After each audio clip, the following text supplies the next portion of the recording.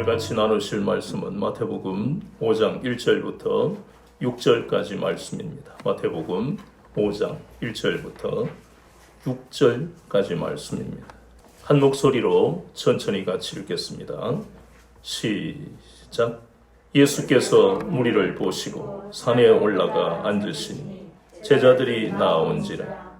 입을 열어 가르쳐 이르시되 심령이 가난한 자는 복이 있나니 천국이 그들의 것이며 애통하는 자는 복이 있나니 그들이 위로를 받을 것이며 온유한 자는 복이 있나니 그들이 땅을 기업으로 받을 것이며 어이에 줄이고 목마른 자는 복이 있나니 그들이 배부를 것이며.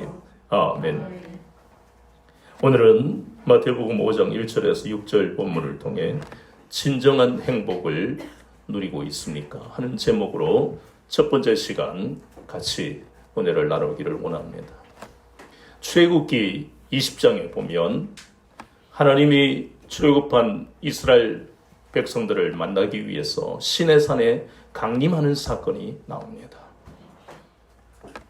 그런데 하나님은 그들에게 출애굽기 19장에서 몸을 깨끗하게 하라고 하신 연후에 하나님 앞에 나오게 하셨는데 우레와 번개 속에서 말씀하시는 그 하나님이 두려워서 이스라엘 백성들은 감히 그 앞에 나가지를 못했습니다. 그래서 백성들은 모세를 대표로 해서 하나님 앞에 나가게 했고 하나님은 모세에게 율법을 주셨습니다. 그러면서 우리가 잘 아는 그것이 바로 시내산 언약, 즉 이스라엘 백성들이 유일하게 하나님의 백성이 되는 놀라운 약속을 받는 장면이 나옵니다.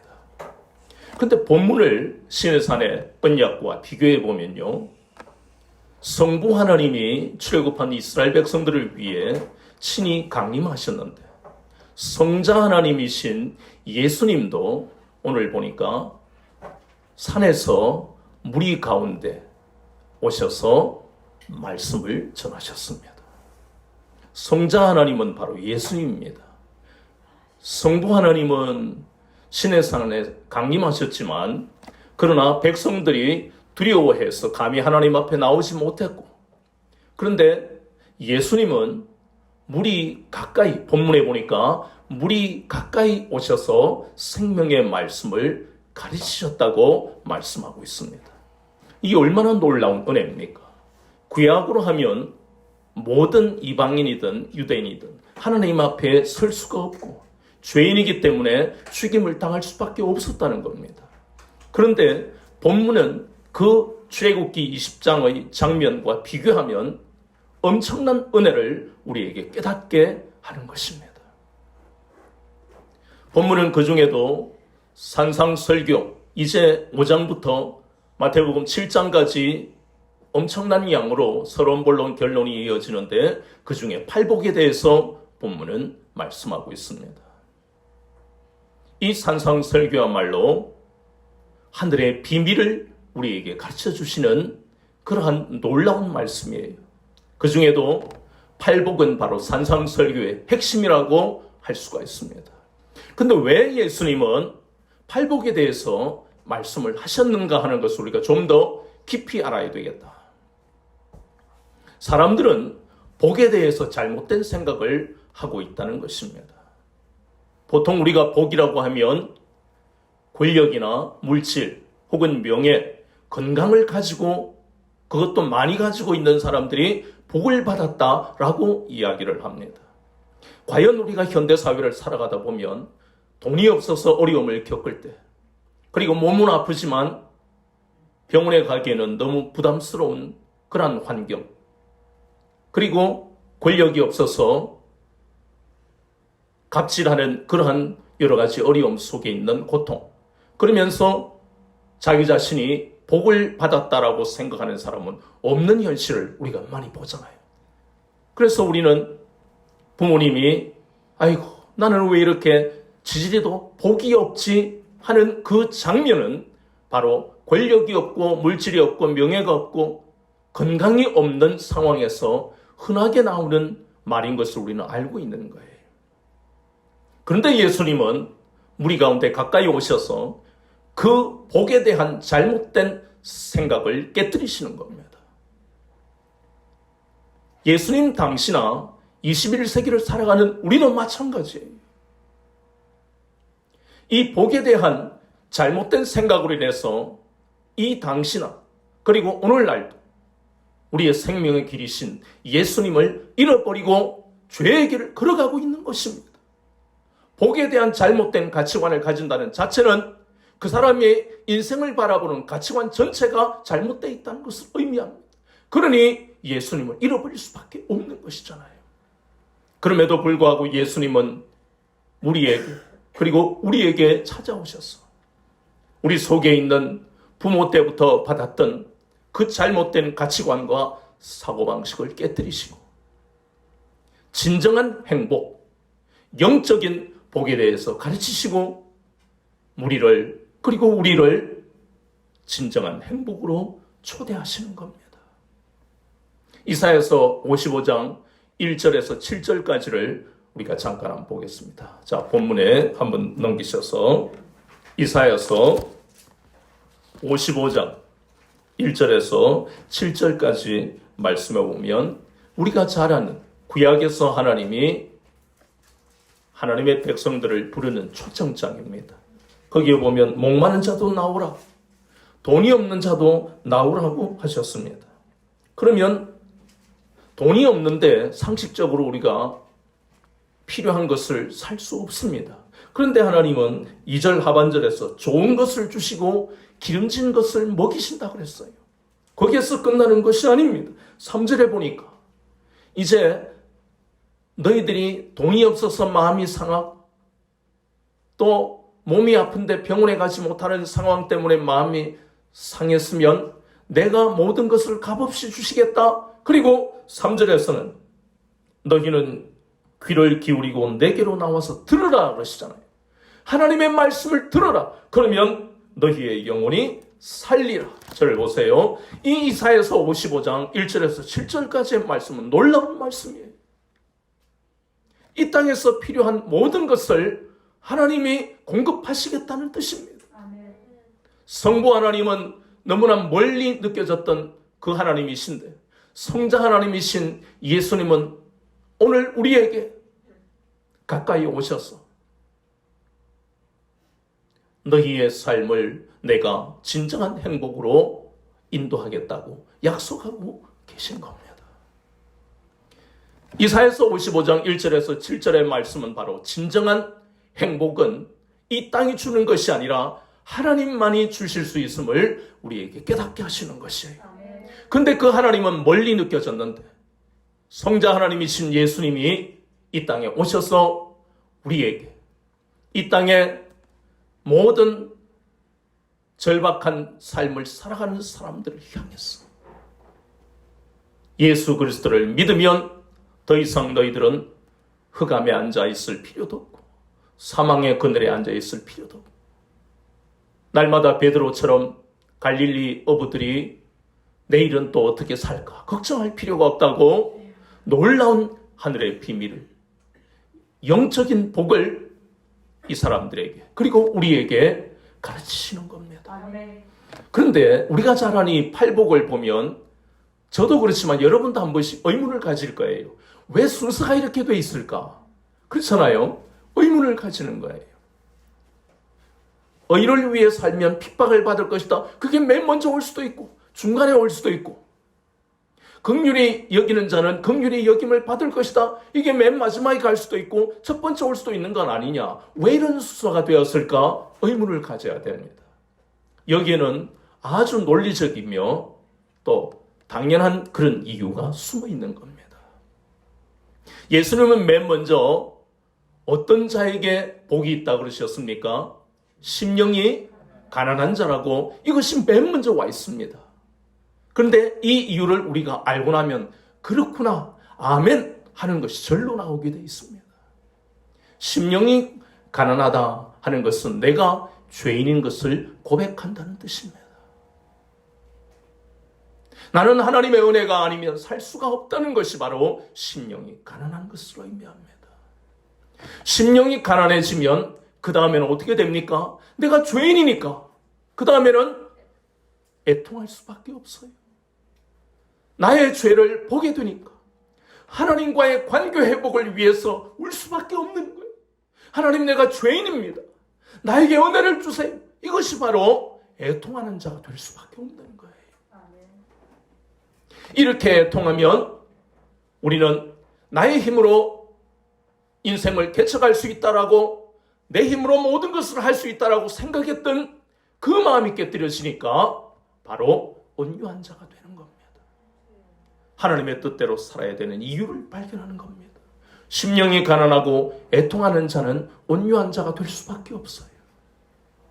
그러면 이제까지 살았던 모든 삶의 방식을 버리게 되고 썩어질 세상의 것들에서 눈을 돌려서 예수님을 따라가고 예수님을 닮아가는 삶을, 구별된 삶을 살게 되는 것입니다. 그것이 바로 예수님이 말씀하시는 의에 줄이고 목마른 자다 하는 말씀이에요.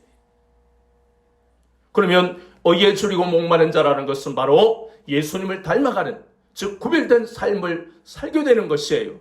그러니까 구별된 삶을 사니까 이제는 내 주변에 있는 것들에 대해서 어떤 행동을 하면서 살게 됩니까? 긍휼히 여길 수밖에 없잖아요. 왜냐하면 죄인인 나를 사랑하셔서 예수님의 피로 나를 건져주신 그 은혜는 값없이 받았는데, 다른 사람에게 긍휼을 베푸는 것이 마땅하다는 것을 깨닫고 행동으로 옮기게 되잖아요. 긍휼을 베풀면서 그 다음에는 마음이 청결한 자가 되고, 그리고 화평한 자가 되고, 이것이 바로 예수님을 닮아가는 삶입니다. 그런데 세상은요, 이렇게 완전히 바뀌어버린 우리의 모습을 가만히 놔두질 않습니다. 어이, 누구야? 요즘 너 동창회도 안 오고 너 안 모이더라? 나 요즘 예수님 믿고 신앙생활 한다고 바빠. 미안해, 누구야? 그러지 말고 너 옛날에 주당이었잖아, 주당. 네가 술을 안 마신다는 거는 믿기지가 않아. 그 거짓말이야. 오늘만 마지막으로 한잔하고 신앙생활 해.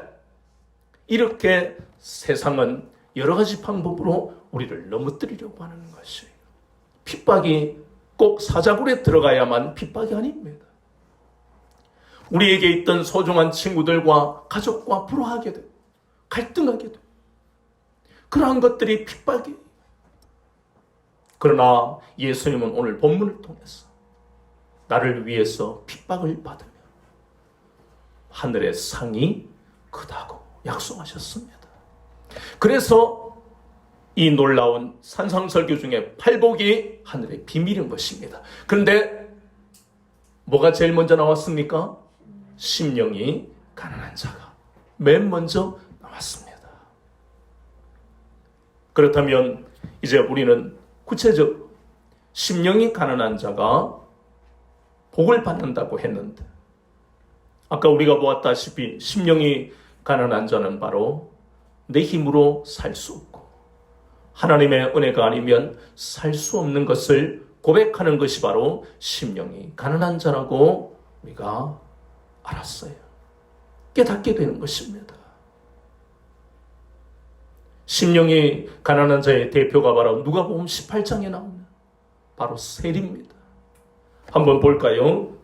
누가복음 18장 13절 말씀을 찾아보니까 누가복음 18장 13절에 제가 읽어보겠습니다.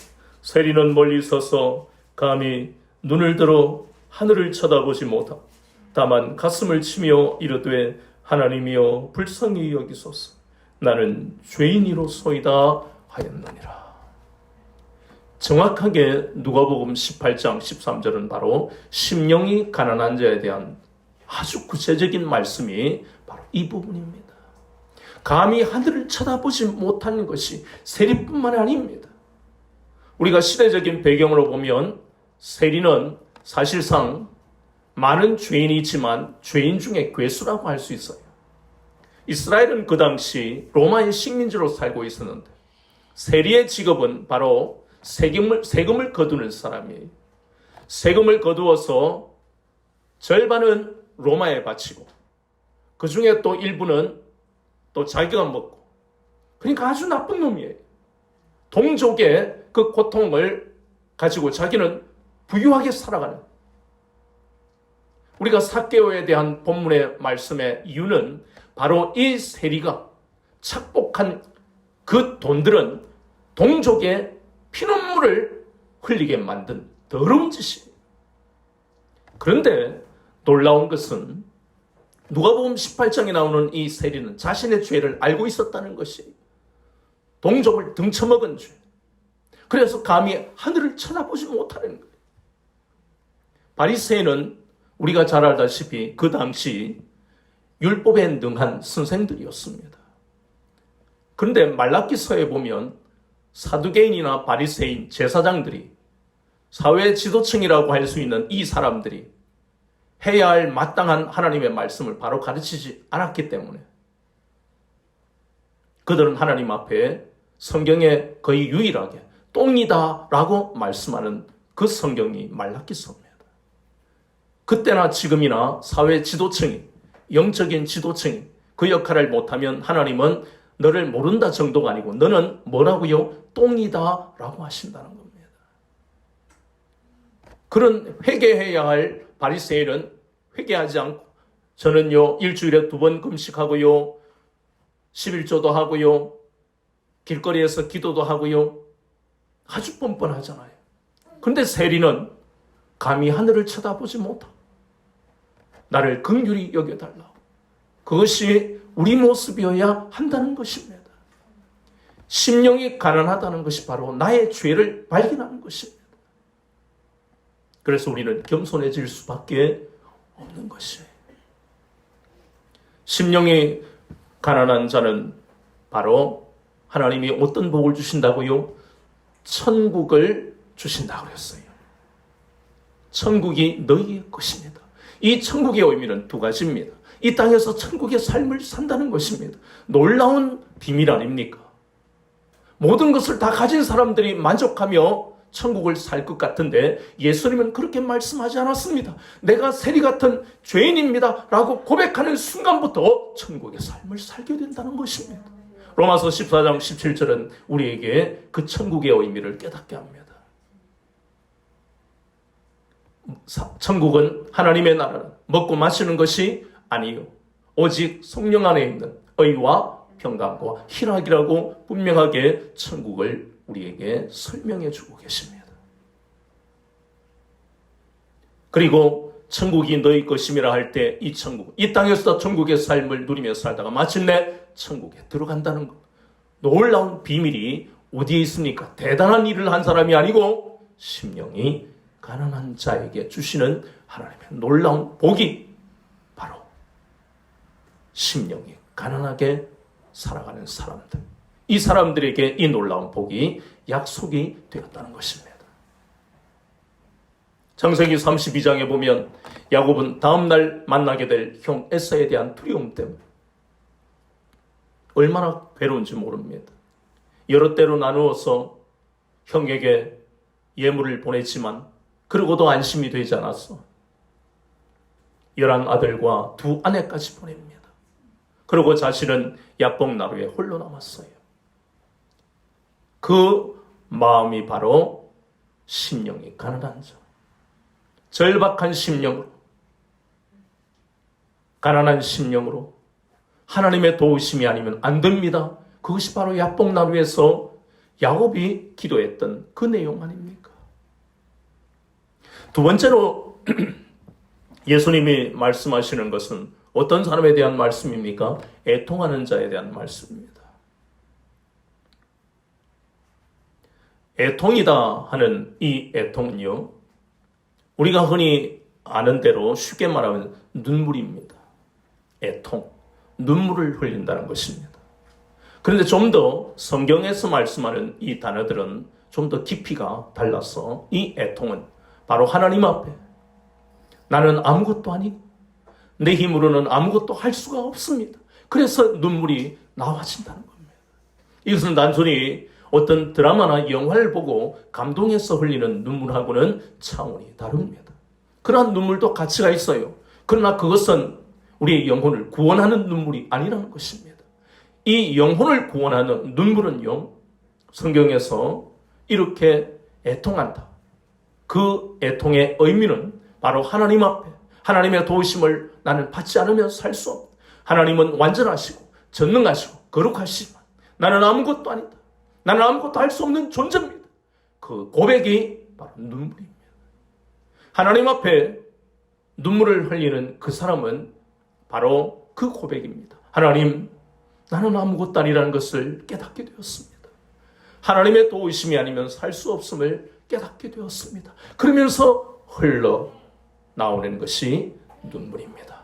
이 눈물은 단순히 과학적으로 볼 때 눈물샘에서 나오는 거기에서 끝나는 것이 아닙니다. 우리의 영혼 속에서 하나님을 향한 갈급함으로 나와지는 것이 바로 눈물입니다. 성경은 눈물에 대해서 세 가지를 말씀합니다. 첫 번째 눈물, 나는 가난하고 그리고 억눌려 있습니다. 그래서 눈물을 흘립니다. 이런 눈물은 가난한 사람들, 물질의 문제로 심각한 상황을 맞이한 사람들은 이런 눈물을 흘릴 수밖에 없습니다. 하나님, 수술비가 없어요. 하나님, 또 여러 가지로 필요한 목돈이 없어요. 그래서 눈물이 나올 수밖에 없는 거예요. 왜요? 내 힘으로 할 수 없는 액수가 나에게 다가올 때 눈물이 나올 수밖에 없는 겁니다. 하나님 도와주세요. 내 힘으로 할 수 없습니다.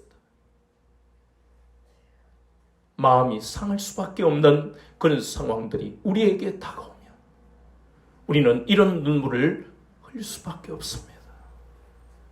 그래서 야곱이 형이 두렵고 달라지지 않는 이 현실에 대해서 하나님 앞에 애통하는 것이 바로 이 눈물입니다. 열왕기하 20장 1절에서 7절까지 말씀을 보면 히스기야의 눈물이 나옵니다. 그가 얼마나 거룩하게 살았는지는 우리는 알잖아요. 종교개혁이 남유다에 두 번이 있었는데 첫 번째가 바로 히스기야, 두 번째가 요시야 왕입니다. 요시야 왕은 남유다가 멸망하기 전에 이 종교개혁을 했던 참 하나님이 기뻐하시는 거룩한 왕이라고 할 수 있는데, 히스기야는 그 전에 이렇게 우상을 숭배하던 남유다에 뼈를 깎는 종교개혁 얼마나 많은 사람들이 반대했겠습니까? 그럼에도 불구하고 오직 하나님만 섬겨야 된다 고백하며 나라 전체의 잘못된 것을 버리고 끊어버린 왕이에요. 대단한 왕입니다. 그런데 이 열왕기하 20장에 보면 그가 선지자를 통해서 너는 이제 죽게 되었다는 그런 하나님의 말씀을 듣게 돼요. 절망할 수밖에 없는 거예요. 생각해 보세요. 그냥 살아도 건강검진을 받으러 갔다가 의사 선생님이 당신 지금 암이 3기입니다. 4기입니다. 청천벽력의 소리를 들을 때에 살 소망이 끊어지는데 이 거룩하게 살았던 히스기야 왕이 그런 음성을 들었을 때 얼마나 절망이 되겠어. 나는 하나님 영광을 위해서만 살았는데 어떻게 나에게 이런 일이 일어났냐고 그 현실을 받아들이기가 힘들 것 아닙니까? 그러나 그는 포기하지 않았습니다. 하나님 앞에 눈물로 기도했습니다. 하나님, 이 강박한 유다 백성들, 우상 숭배하고 불순종하는 이 백성들 앞에 홀로 신앙을 지키며 종교개혁을 했던 것을 기억해달라. 눈물을 흘리면서 하나님을 향해서 기도했습니다. 하나님은 선지자를 통해서 그래 히스기야, 내가 너의 기도를 들은 네 눈물을 보았다고 말씀하셨습니다. 그러면서 무화과 나무의 그 열매, 그 떡반죽으로 그 상처에 발랐더니 하나님은 15년 동안 생명을 연장, 은혜를 베풀어 주셨습니다. 그 히스기야가 흘린 눈물이 얼마나 절박한 심정에서 흘렸는지 우리는 다 짐작할 수 있는 겁니다. 이것은 히스기야 왕뿐만 아니잖아요. 코로나의 이 고통 속에 살아가는 많은 사람들이, 그나마 오미크론은 좀 덜하지만 델타나 이런 것이 나왔을 때 사람들은 부모나 형제나 가족 중에 한 사람이 화장을 할 수밖에 없는, 그 화장의 자리에도 설 수 없는 그러한 고통 속에서 가족을 떠나보내야 될 그러한 심정, 눈물이 나올 수밖에 없잖아. 인간이 아무것도 할 수 없는 존재라는 것을 깨닫게 하는 것이 바로 애통입니다. 두 번째 애통은 바로 자신의 죄에 대한 회개의 애통입니다. 다윗은 우리가 잘 알다시피 하나님이 특별하게 사랑했던, 내 마음에 합한 자라고 칭찬했던 그런 신앙인이었습니다. 그러나 그는 넘치는 복을 주체하지 못하고 자신을 관리하지 못했어. 사무엘하 11장에 나오는데 참으로 돌이킬 수 없는 죄를 저질렀고 그 죄에 대한 회개의 눈물이 시편 6편 6절에 나옵니다. 51편 17절에도 나옵니다. 시편 6편 6절에 보면 하나님, 나의 죄로 인해서 뼈가 녹는 것 같습니다. 내 죄를 용서해 주세요. 밤마다 눈물로 기도해서 침상이 눈물로 둥둥 떠간다라고 시편 기자는 표현하고 있습니다. 얼마나 많은 눈물로 하나님 앞에 죄를 고백하는지. 시편 51편 10절은 하나님이 구하는 제사는 상한 심령이라. 그 말씀은 다윗에게만 해당되는 것이 아닙니다. 하나님이 받으시는 예배와 하나님이 받으시는 그리스도인의 삶은 상한 심령, 즉 애통이라는 것입니다. 우리의 눈에서 눈물이 말라버리면 우리는 더 이상 갈급해하지 않는다는 뜻입니다. 그것은 상당히 무서운 일입니다. 더 이상 하나님의 도우심이 필요 없다는 것과 똑같습니다. 눈물이, 그 애통이, 하나님 앞에 하나님의 도우심이 아니면 살 수 없다는 눈물이, 나의 죄에 대해서 하나님 용서해달라는 그 눈물이 말라버리면 더 이상 우리는 하나님의 은혜를 받을 수가 없습니다. 세 번째 눈물은 남의 고통을 보고 흘리는 눈물입니다. 요한복음 11장 35절에 보면 예수님은 나사로의 죽음에 대해서 슬퍼서 우셨습니다.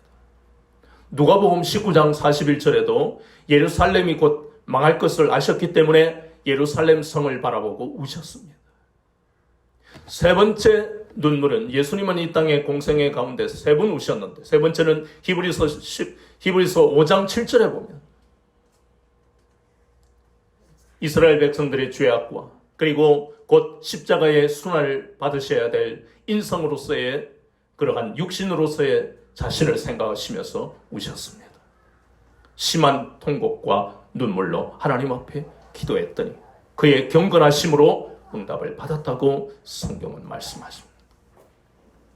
눈물을 흘리면서 겟세마네 동산에서 기도하셨고, 그리고 아버지의 뜻에 순종함으로 하나님의 보좌 우편에 앉으시는 영광을 받으셨습니다. 남을 위해서 중보기도 하며 운다는 것은 아주 고차원적인 그런 신앙을 의미합니다. 예수님은 과연 지금 이렇게 팔복을 말씀하시면서 우리에게 요구하시는 것은 단순히 교회를 다니는 것을 요구하시는 것이 아닙니다. 이러한 고차원적인 삶을 살아라고 말씀하시는 거예요. 온유한 자는 복이 있다고 그랬습니다.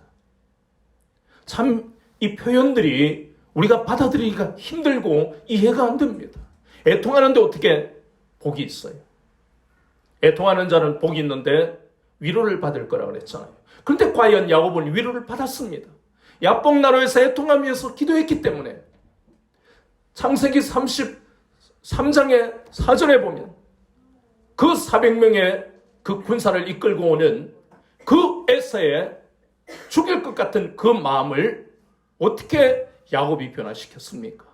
예물을 바쳤는데도 변화되지 않는 그 에서의 마음을 하나님이 에서의 마음을 간섭하셨고, 창세기 33장 4절에는 에서는 자기가 먼저 동생 야곱을 어긋맞게 안아주고 화해하는 놀라운 역사가 나옵니다. 하나님의 위로는 우리 힘으로 할 수 없는 놀라운 응답의 역사로서 우리에게 은혜를 베푸시는 겁니다. 그리고 또 애통하는 자가 복이 있다. 그리고 온유한 자가 복이 있다 그랬어요. 참 이런 것들이 받아들이기 힘든 것은 우리가 표현에 있어서 이런 것들을 역설이라고 합니다. 특히 애통하는 자는 복이 있다. 역설입니다. 역설은 예를 들면 저를 보세요. 우리가 잘 아는 30년대 대표적인 시인 윤동주가 있습니다. 이 윤동주 시인의 시 중에 대부분이 저항시의 그런 내용을 가지는데 그 중에 십자가라 하는 시가 있어요. 거기에 보면 이런 시행이 나와요. 괴로웠던 사나이, 행복한 예수 그리스도. 이게 바로 역설입니다. 역설이라는 것은 그 표현의 깊이를 알 수 없는 것. 그러나 그 속에는 굉장한 시적인 진실 혹은 그 사람의 심정을 깊이 있게 드러내는 것을 역설이라고 그러는데, 괴로웠던 사나이 행복한 예수 그리스도라는 것은 육신으로는 예수님이 십자가에서 못 박히고 허리에 창이 찔릴 때의 그 고통은 인간이 느끼는 고통과 똑같이 느끼는 거예요. 그러니 괴로운 거예요. 그런데 행복했다는 것은 아버지의 뜻에 순종했고 그리고 영광의 보좌에 앉으셨으니까 바로 그것이 행복했다라는 표현입니다. 그래서 예수님의 이러한 복음서를 읽어보면 모순된 것 같은 이런 모든 것들이 바로 역설이에요. 우리가 세 번째 우리가 보는 온유한 자는 복이 있다라고 말씀하는 이 온유는 심령이 가난해져야 하고 애통하는 자에게 주시는 하나님의 은혜입니다. 이것은요, 단순히 어떤 성격에 있어서 부드럽다든가 혹은 사람이 따뜻하다든가 포근하다든가 온화하다든가 그러한 의미에서 그치는 게 아닙니다. 이것은 성격이나 천성 혹은 노력으로 되어지는 것이 아닙니다. 저 사람 참 온유하다 할 때 그것은 성격으로 볼 때 온화하다, 사람이 부드럽다 그 의미지, 그것이 진정한 행복이나 영혼을 살리는 것이 아니라는 것입니다. 하나님의 능력으로서의 온유는요, 구원받아 새사람이 되었을 때 성령님이 주시는 성령의 열매로서의 온유입니다. 이것은 그 사람의 성격과 천성과 관계 없는 것이기 때문에 세상에 온유하다고 하는 사람들은 그 사람들은 때때로 무기력한 모습을, 뭔가에 대해서 겁을 내는 그러한 모습을 보일 때가 많지만 능력으로서의 온유는 사람을 변화시켜버리는 능력이 되기 때문에 이것은 그러한 성격으로서의 무기력과는 전혀 차원이 다른 것입니다. 온유한 자는 복이 있다 그랬습니다. 우리가 잘 아는 창세기 13장 5절에서 7절까지의 그 말씀은 아브라함은 똑같이 약속의 땅에서 고통을 겪고 있는데 조카 롯에게 뭐라고 그럽니까? 네가 좌하면 나는 우할 것이다. 내가 우하면 나는 좌할게. 목초지와 물이 부족한 그 상황에서 자기도 양이나 나귀나 낙타나 소를 먹여야 될 풀과 물이 필요한데도 불구하고 먼저 관용을 조카에게 베푸는 그것이 바로 온유라는 능력입니다. 얼마나 놀라운지 몰라요.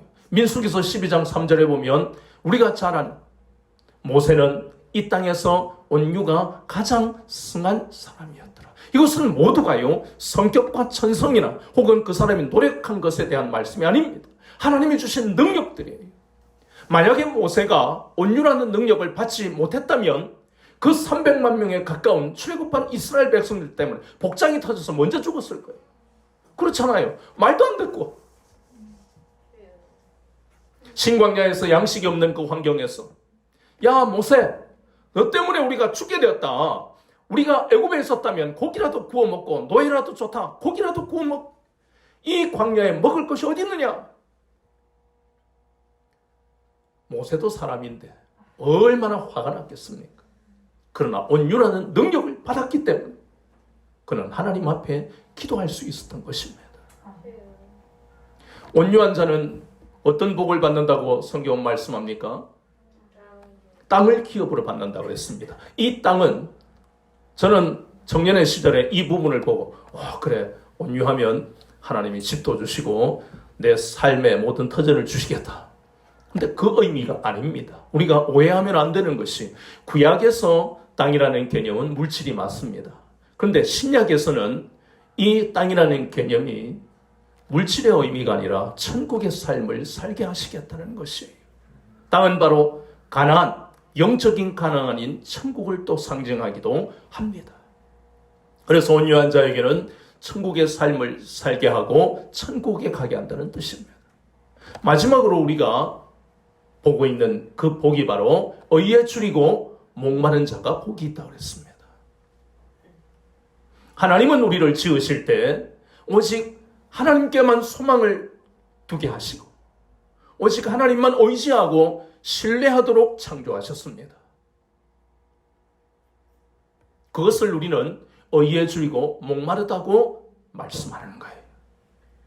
그런데 성경에 보면 잘못된 것에 줄인 사람들이 나오지요. 하나님은 그것을 통해서 우리에게 교훈하십니다. 하나님께만 소망을 두고 하나님만 의지하고 신뢰해야 될 너희들의 인생이 잘못된 것에 줄이면 어떤 결과가 나온지를 경고하는 말씀이에요. 그 대표적인 사람이 우리가 잘 아는 사울 왕이잖아요. 이 사람은 하나님의 영광을 받았던 사람이에요. 초대 이스라엘의 왕입니다.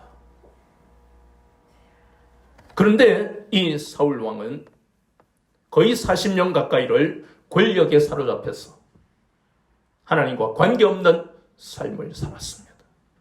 야고보서 1장 14절에는 이렇게 살아간 마귀의 유혹에 넘어가 버린 이런 삶을 가리켜서 하나님이 그렇게 만드신 것이 아니고 자기 욕심에 이끌려 넘어졌다고 말씀합니다. 자기 욕심.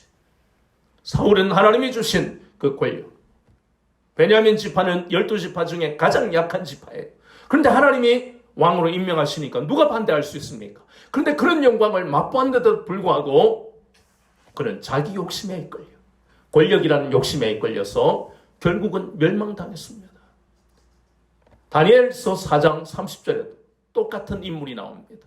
느부갓네살 왕은 하나님이 그에게 30대라는 이 젊은 나이에 지혜와 건강, 능력을 주셔서 거의 대부분의 땅을 유럽에 있는, 아시아에 있는 땅을 중동에 있는 중동아시아하고 유럽 정복했습니다.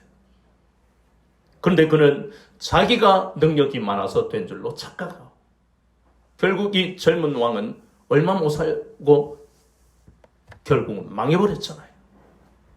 누가복음 12장에 나오는 어리석은 부자도 마찬가지입니다. 얼마나 많은 부를 누렸던지 그가 하는 일은 날마다 창고를 열어보고 확인하는 일이었습니다. 이 땅에도 얼마나 많은 부자들이 있습니까? 부 자체가 죄악은 아닙니다. 권력과 건강이 죄는 아닙니다. 하나님이 주신 것이에요. 그런데 이 어리석은 부자는 하나님이 주신 것을 망각해버리고 날마다 그 물질에 사로잡혀 있으니까 하나님이 그에게 뭐라 하셨습니까? 이 어리석은 부자야. 오늘 밤 내 영혼을 데려가면 이 모든 너의 자랑하는 것이 누구의 것이 되겠느냐. 그래서 우리는 물질이나 권력, 명예나 건강에 줄이고 목마른 자가 되어서는 안 된다는 것입니다. 의에 줄이고 목마른 것은 이렇게 심령이 가난하고 나의 죄에 대한 그 애통으로 그리고 온유한 자가 되어서 의에 줄이고 목마른 삶을 살게 하시는 하나님의 뜻에 순종해야 된다는 것입니다. 나의 뜻대로 살아가는 것이 아니라 하나님의 뜻에 순종하면서 살아가는, 그것이 바로 의에 줄이고 목마른 자의 삶이라는 것입니다. 물론 우리의 삶은 만만하지 않기 때문에 이러한 권력이나 물질 혹은 명예, 건강 이런 것들이 우리에게 다가와서 우리에게 고통을 줄 때도 있습니다. 참 견디기가 힘들어요. 그것을 우리는 고난이라고 부릅니다. 그냥 다 주시면 되는데, 그런데 다 주셨다가 안 되는 것을 우리 에덴 동산에서 봤잖아요. 아담과 하와는 권력, 물질, 명예, 건강, 거기에 더해서 더 많은 것들, 영생까지도, 생명나무의 과일을 먹으면 영생까지도 받을 수 있는 어마어마한 축복의 사람들이었어요. 그것을 우리가 깊이 생각해야 할 것은, 그렇게 하나님 넘치도록 주셔도 관리하지 못하고 우리의 인생의 순위가 바뀌어버리면 한순간 나락으로 떨어진다는 것을 에덴 동산을 통해서 우리가 깨달아야 되는 겁니다. 그래서 예수님은 다시 한 번 더 잃어버린 그 에덴 동산을, 잃어버린 그 천국의 삶을 다시 살 수 있는 비밀을 우리에게 지금 깨닫게 하고 계시는 겁니다. 아멘. 심령이 가난한 자로, 애통하는 자로, 온유한 자로, 의에 줄이고 목마른 자로 살아야 할 마땅한 이유를 우리에게 지금 깨닫게 하시는 겁니다. 그럴 때 비로소 오늘 의에 줄이고 목마른 자에게는 예수님은 또 어떤 복을 주신다고요? 배부를 것이다. 이 세상에 어떤 것이 우리에게 만족을 줄 수 있습니까? 그러나 성경은, 주님은 분명하게 약속하셨습니다. 너희가 의에 줄이고 목마른 자로 살아가면 완전한 만족을 누릴 수 있다. 진정한 행복을 누릴 수 있다고 약속하십니다. 시편 23편 1절을 보십시오. 뭐라고 하셨습니까? 여호와는 나의 목자시니 내게 부족함이 없다. 부족함이 없다는 것은 완전한 만족을 의미합니다. 이 땅에 어떤 삶이 있어서 만족한 삶을 살아갑니까? 놀라운 약속을 우리에게 하시는 거예요. 예수님도 요한복음 6장 35절에서 나는 생명이다. 내게 오는 자는 결코 줄이지 아니할 터이요. 나를 믿는 자는 영원히 목마르지 아니하리라. 이 약속을 우리가 받았습니다. 그렇다면 이 모순된 표현 같은 이 놀라운 산상설교 중에 팔복을 우리가 보면서 예전에는 체험하지 못했던 진정한 행복을 우리에게 약속하신 이 놀라운 말씀을 날마다 우리는 체험할 수 있다는 것입니다. 진정한 행복을 누리면서 살 수 있다는 것입니다. 예수님께 붙들리고 오직 하나님께만 소망을 두고 하나님을 신뢰하고 의지하고 이 땅에 줄 수 없는 놀라운 팔복의 이 축복을 이 땅에서 누리며 우리가 해야 할 사명, 광야에서 외치는 자의 소리로 살 수 있다는 것입니다. 이 약속의 말씀을 붙드시고 또 한 주간 이 놀라운 약속의 말씀이 어떻게 나의 인생에 나타나는지 체험하는 복된 한 주가 또 여러분의 일생이 되도록 생명의 말씀이 여러분의 심령 속에서 울리는 그러한 여러분의 삶과 신앙이 되기를 예수님의 이름으로 축원합니다.